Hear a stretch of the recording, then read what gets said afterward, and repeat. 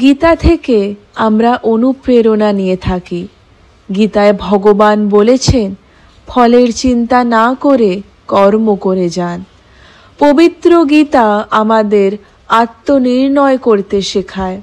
আমাদের মনে রাখতে হবে, স্বর্গ আমাদের মুখ্য উদ্দেশ্য নয়, বরং মুখ্য প্রাপ্তি সবথেকে মুখ্য উদ্দেশ্য হওয়া উচিত।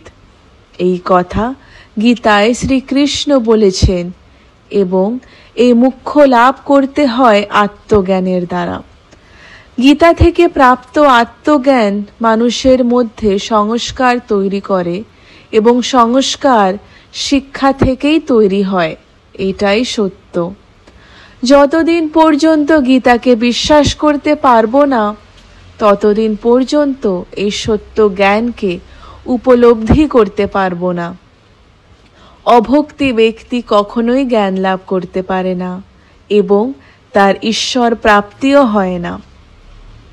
গীতা থেকে বিদ্যার সদ্গুণ লাভ করা যায়।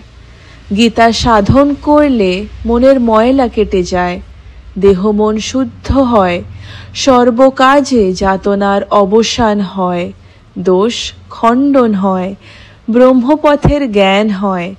জ্ঞান যোগের মধ্যে দিয়ে কর্মযোগের উন্নতি করতে শেখায় গীতা।